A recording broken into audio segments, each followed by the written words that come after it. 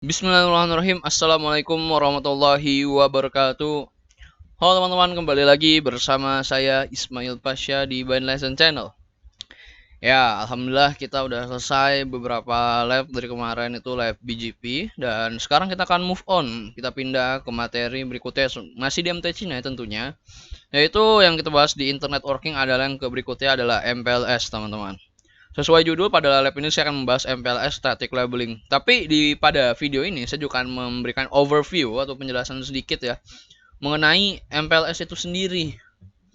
Nah, mungkin buat teman-teman yang baru aja gabung nonton video ini, boleh cek-cek video sebelumnya kalau mau nyari BGP. Tapi kalau teman-teman mempelajari soal MPLS BGP, MPLS Static Labeling and Overview soal MPLS, berarti teman-teman udah klik video yang benar. Nah, MPLS ini adalah suatu metode forwarding atau meneruskan data atau paket yang melalui suatu jaringan dengan menggunakan informasi label yang dilekatkan pada IP, sehingga memungkinkan untuk suatu router akan meneruskan suatu paket dengan hanya melihat label yang melekat pada paket tersebut, sehingga tidak perlu lagi melihat alamat IP tujuan. Jadi prinsip kerja MPLS ini tuh simpelnya dia menggabungkan kecepatan switching pada layer 2 dan dengan kemampuan dan skalabilitas jadi lebih meluas ya pada layer 3. Nah, cara kerjanya adalah dengan menyelipkan label di antara header layer 2 dan layer 3 pada paket yang diteruskan. Label dihasilkan oleh label switching router, di mana bertindak sebagai penghubung jaringan MPLS dengan jaringan luar. Label berisi informasi tujuan node selanjutnya kemana paket harus dikirim. Kemudian paket diteruskan ke node berikutnya. Nah, di node ini label paket akan dilepas dan diberi label yang baru yang berisi tujuan berikutnya. Nah, pada MPLS ini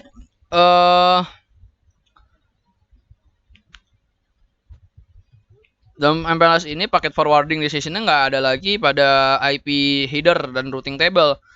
Jadi dia akan lebih efektif dalam hal resource dan kecepatan. Nah, komponen MPLS ini ada 3, teman-teman. Router lah gitu ya. Dalam suatu topologi itu nggak harus ada 3 ini, tapi pasti ada salah satu dari ini, teman-teman. Yang pertama ada P router atau provider router, atau kita bisa sebut juga sebagai label switching router atau LSR.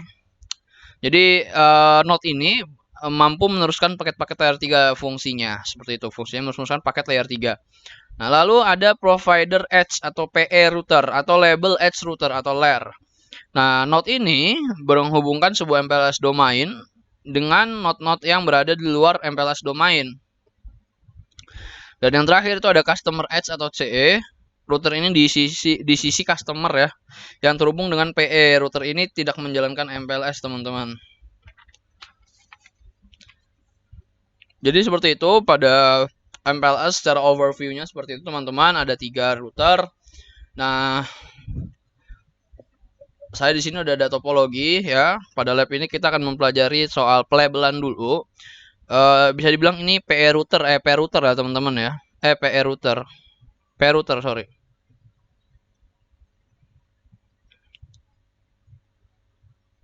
Nah,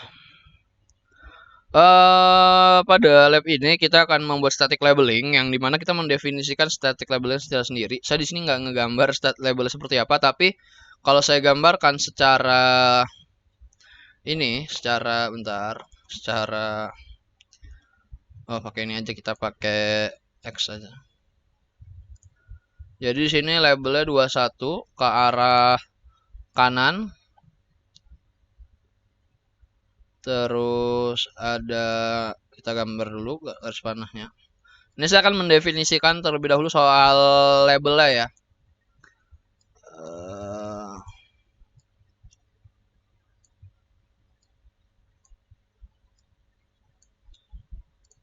Satu.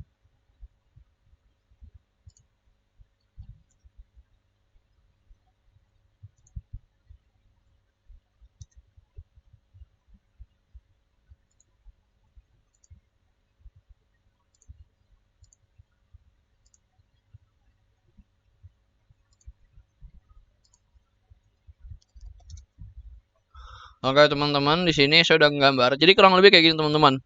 Jadi nanti MikroTik 1 ini akan memberi label 21 ke MikroTik 2. Nah, di MikroTik 2 label 21 ini akan dilepas dan diganti 22. Oh ya, tujuannya adalah loopback yang ada di R5 ya. Kalau yang 21, 22, 23 ini. Nah, lalu 23 ini nanti MikroTik 3 akan mendapat label 22 dari MikroTik 2 dan akan dia lepas, lalu dia akan memberi label dari diri sendiri yaitu 23. Dan dari MikroTik 4 dia akan implicit 0. Dan sebaliknya teman-teman kayak gitu. Jadi dari MikroTik 5 dikasih label 31, di MikroTik 4 dilepas kasih label 32, di MikroTik 3 dilepas 32-nya diganti jadi 33 dan di MikroTik 2 dilepas sekarang udah sampai tujuannya. Kayak gitu teman-teman kurang lebih gambarannya.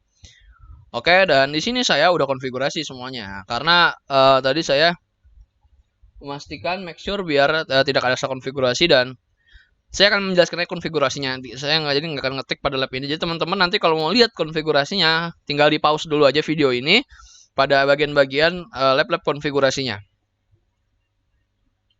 Nah, skenario-nya pada lab ini saya itu menggunakan kita tetap perlu dynamic routing karena teknologi MPLS ini adalah menggabungkan antara layer 2 dan layer 3, teman-teman. Layer 2-nya itu bisa dibilang labelingnya ini tuh layer 2,5 ya gitu ya kan. Masih ada layer-layer 2-nya karena dia nggak pakai IP gitu kan. Nah, di layer 3 IP address tetap kita gunakan sebagai target-target dari label itu sendiri, settingan labelnya. Nah, di sini saya menggunakan dynamic route karena ini masih jaringan simple buat lab aja. Saya masih menggunakan RIP ya atau RIP ya, RIP biasa aja sih, root RIP. Ntar kita lihat ya konfigurasi RIP-nya dan sebenarnya MPLS ini biasa digunakan dynamic label ya kan. Artinya dia dikasih lah oleh sistem secara otomatis, secara dynamic, secara otomatis. Nah, tapi ada lab kita mau mencoba memberikan labelnya secara manual, teman-teman. Jadi pada lab ini kita akan membuat label tadi yang saya jelaskan ya, label-label ini tuh destination-nya ke 555 sama 111. Nah, itu ya, saya baru lupa kasih tahu yang 31 tuh yang ke 11 ya, teman-teman. Jadi kayak gitu. Nah, konfigurasinya gimana? Kita langsung cek gitu aja buat konfigurasinya dan ini R1, teman-teman. Nah, di R1 jelas pertama kita ganti nama dulu biar nggak bingung nantinya. Lalu kita buat interface bridge. Saya di sini kasih interface bridge name-nya @name-nya LO0 ya, teman-teman. Lalu di situ selanjutnya saya memberi IP address. Yang pertama saya memberi IP address ke interface Ether 1 arah Ether 2. Dan berikutnya saya memberi IP address 111 untuk loopback 0 yang nanti akan menjadi target juga. Target dari arah R5. Nah, yang berikutnya yang saya konfigurasi adalah RIP network ya. RIP network ya, bukan rest in peace tapi RIP. Oh, itu routing information protocol ya, dan disinilah RIP network yang saya setting. Simple banget teman-teman, tinggal advertise aja network yang ada pada router ini, yaitu 12.0 sama 1111 itu ya teman-teman. Ini kayak gini aja sih, simple, routingnya nggak aneh-aneh dinamiknya. Dan yang berikutnya adalah saya setting MPLS set dynamic label range. Oke, kenapa saya setting MPLS set dynamic label range ini? Nah, jadi label range itu dari 0 sampai saya nggak tahu sih tak terhingga atau maksimal. Kita coba bentar.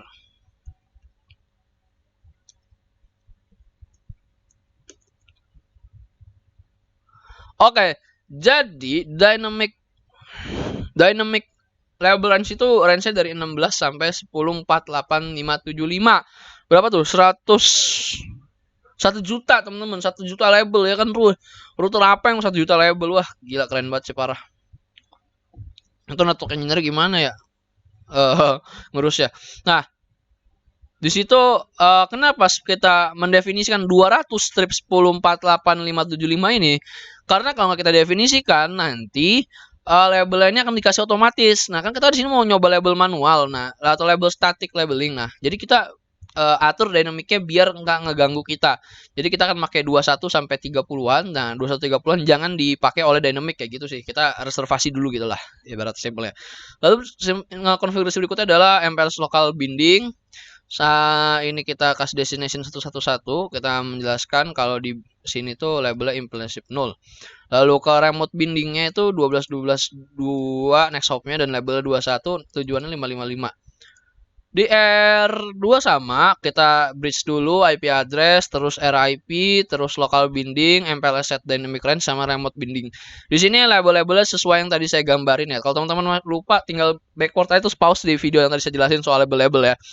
Nah, R3 dan R2 ini kurang lebih sama. Ya, dia sama, masih bahas label juga. Label diikutin aja. Bisa di pause di R3 di sini. Sudah di pause. Lanjut ke R4. Di R4 juga sama kayak R2, R3. Dan di R5 itu juga sama kayak R1 ya, kebalikannya. Ya, cuman satu lokal binding remote binding aja teman-teman. Jadi lokal binding itu bisa dibilang apa ya? Router itu menerima ya. Jadi kalau lokal binding itu dia buat mencocokkan sama R4-nya nih. Sorry, sama remote binding router lawan ya. Jadi lokal binding ketemunya remote binding kayak gitu teman-teman ya. Nah, sekarang kita verifikasi aja ya. Nah, kalau kita verifikasi, nah ini dari R5 ke R1 ya, threshold 1 dengan source address sama 5. Ini udah berhasil teman-teman. Bisa dilihat di sini ada status MPLS labelnya. Jadi dari router 4 dapat label 31, masuk router 3 dapat 32, di router 2 dapat masuk label 33. Artinya kalau udah seperti ini teman-teman udah berhasil, dan kalau di R1 kita lihat juga seperti ini, label 21, label 22, dan label 23. Kalau sudah seperti ini artinya teman-teman sudah berhasil melakukan lab MPLS static labeling teman-teman. Oke, sampai sini dulu aja video MPLS static labeling. Kalau mau nanya silahkan di kolom komentar. Jangan sungkan bertanya ya, karena saya juga masih banyak belajar, mungkin kita sharing-sharing di kolom komentar. Thank you udah nonton. Jangan lupa like, comment, share, dan subscribe. Have a nice day. Wassalamualaikum warahmatullahi wabarakatuh.